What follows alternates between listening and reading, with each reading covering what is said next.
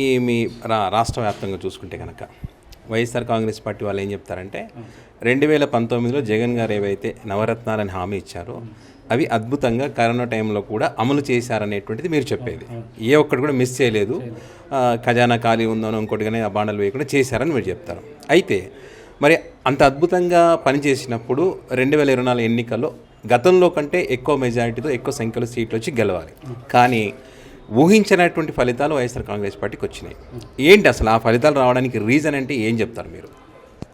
కూటమి ఏర్పడిన తర్వాత సూపర్ 6 పథకాలు జనాలకు తీసుకొని పోయి ఫేక్ సూపర్ 6గా తయారు చేసేసి ఏ ఒక్క పథకం కూడా ఇంతవరకు దాదాపుగా 10 నెలలు కావస్తుంది. ఏ జనాలు కూడా ఏ ఒక కులానికి కూడా ఇంతవరకు లబ్ధి పొందింది లేదు కూటమి ప్రభుత్వం నుంచి. చంద్రబాబు నాయుడు ఎప్పుడు ఫేక్ న్యూస్, ఫేక్ పథకాలు పేర్లు చెప్పేసి అధికారం రావడం జరుగుతుంది. మేము ఇప్పుడు 14-15 సంవత్సరాల నుంచి రాజకీయాలు చేస్తున్నాము. ఇంతవరకు అతను చెప్పిండే మాట ఏ ఒక్కటి కూడా నిలబెట్టుకుంది లేదు. జనాలు కూడా ఏం చేశారంటే జగనన్న ప్రతి పథకము 15,000 ఇస్తామంటే వాళ్ళు 30,000 ఇస్తామని చెప్పినారు. అమ్మఒడి 15,000 ఇస్తామంటే 30,000 అని చెప్పినారు. ప్రతి ఒక్క కుటుంబానికిలోన జాబ్ ఇస్తామని చెప్పినారు. జనాలు అది నమ్మి పోయి జగన్ కింద ఎక్కువ పథకాలు పేర్లు చెప్పి అమౌంట్ ఎక్కువ ఇస్తాడనే ఉద్దేశంతో కొంతమంది ఓట్లు వేసి జనాలు మోసం చేసి ఓట్లు వేయించుకున్న తర్వాత ఈరోజు చంద్రబాబు మనకి బడ్జెట్ లేదు, మనకి రాష్ట్రంలో ఆదాయం లేదు, ఈ పథకాలన్నీ అమలు చేయాలంటే బరువుగా ఉంది, ఆదాయం ఎట్లా సృష్టించాలో మీరే నాకు సలహా ఇవ్వాలని స్టేజ్లోన అసెంబ్లీలో మాట్లాడుతున్నారంటే జనాలు, ఆంధ్రప్రదేశ్ జనాలు అర్థం చేసుకోవాలా. మనం ప్రతిసారి చంద్రబాబుని మోసపోయి మనతో ఓట్లు వేయించుకొని మనం మోసపోతున్నాము. నెక్స్ట్ జనాల్లో ప్రతి ఒక్కటి ఇవన్నీ గుర్తుపెట్టుకొని జగన్మోహన్ రెడ్డి ఆ రోజు ఏ పథకాలు అయితే చెప్పినాడో ఆ పథకాలు తప్పకుండా ప్రతి ఒక్క పథకము కరోనా టైంలో కూడా 2 సంవత్సరాలు కరోనా వస్తే ప్రతి ఒక్క పథకం కూడా డైరెక్ట్గా బెనిఫిషరీ అకౌంట్కి డబ్బులు వేసి జనాలను ఆదుకోండే ముఖ్యమంత్రి జననాయకుడు జగన్మోహన్ రెడ్డి అని మేము కోరుకుంటున్నాం. అంటే ఇప్పుడు వైసీపీ పార్టీ కార్యకర్తలందరూ కూడా జగన్మోహన్ రెడ్డిని వదిలిపెట్టిపోతున్నారు కాబట్టి జమిలీ ఎన్నికలు వస్తాయి, మనమే గెలుస్తాం అనేటువంటి ఒక అబద్ధపు కలలో బతుకుతున్నాడు జగన్మోహన్ రెడ్డి అనేటువంటిది కూటమి పార్టీ నాయకులు చెప్తున్నారు. నిజంగానే కార్యకర్తలు అసంతృప్తితో ఉన్నారా? పార్టీని వదిలిపెట్టిపోయే పరిస్థితి ఉందా? ఈ కూటమి ప్రభుత్వం తప్పుడు ప్రచారాలతో ఎక్కడ కూడా ఏ కార్యకర్త ఆంధ్రప్రదేశ్లో పార్టీ మారడం కానీ పార్టీ వదిలిపెట్టిపోయే ప్రసక్తి లేదు.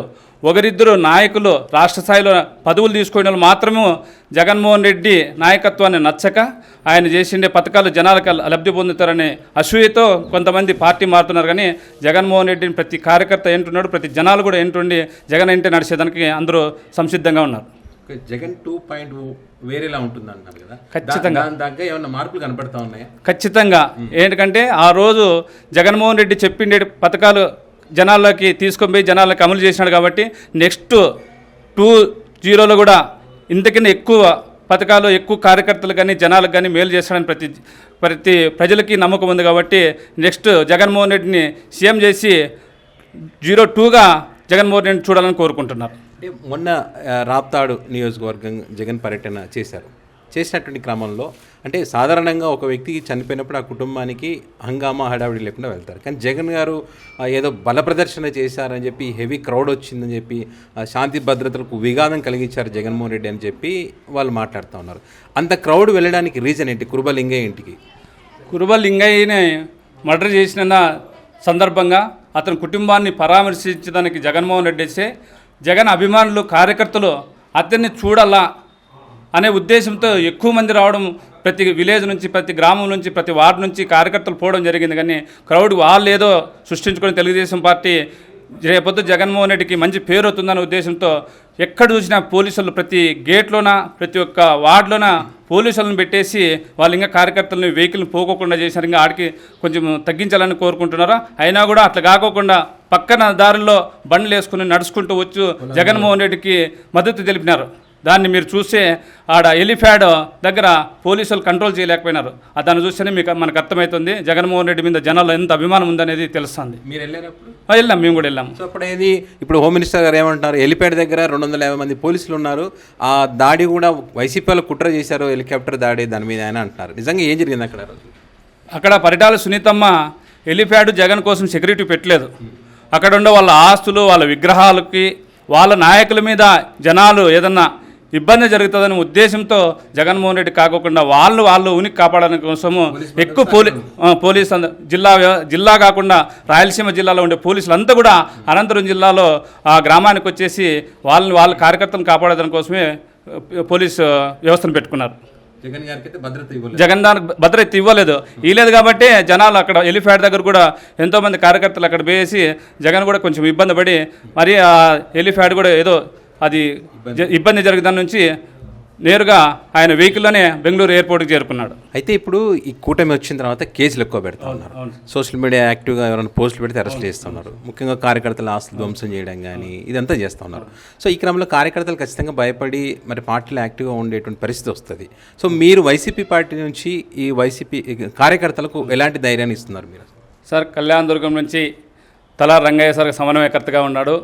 అతను ఏ కార్యకర్తకి ఏ సమస్య వచ్చినా, ఏ ఇబ్బంది వచ్చినా ప్రతి కార్యకర్తకి అందుబాటులో ఉంటున్నాడు. ఏదన్నా సమస్య వచ్చినప్పుడు అధిష్టానం దృష్టి కూడా తీసుకొని పోయి ప్రతిదీ ఒక పోలీస్ స్టేషన్ అయితేనేమో, ఎంఆర్ఓ ఆఫీస్ అయితేనేమో అతను వంతుగా న్యాయబద్ధంగా ఉండేటివి మా కార్యకర్తలను కూడా ఇబ్బంది పెట్టుకోకుండా పనిచేయాల్సిందిగా అతను కూడా డిమాండ్ చేస్తున్నాడు. ఇప్పుడే మొన్న కూడా రాష్ట్ర కమిటీ దాంట్లో దాంట్లో మెంబర్గా తల రంగయ్య సార్ గారికి ఇచ్చినారు. సార్ కూడా ఈ నియోజకవర్గంలో ఎక్కడెక్కడ ఏ సమస్యలు ఉన్నాయో అన్నీ తెలుసుకున్నాడు. రేపొద్దున పార్టీని గెలిపించుకొని పోతే తల రంగయ్య సార్ ఈ కళ్యాణదుర్గం నియోజకవర్గానికి అభివృద్ధి చేసేదానికోసము కృషి చేస్తున్నాడు. రేపొద్దున తల రంగయ్య సార్ని మనం అందరూ కష్టపడి ఎమ్మెల్యేగా గెలిపించుకొని జగన్మోహన్ రెడ్డిని సీఎం చేసుకుంటే కళ్యాణదుర్గం ప్రాంతము బాగుపడుతుందని కోరుకుంటున్నాం.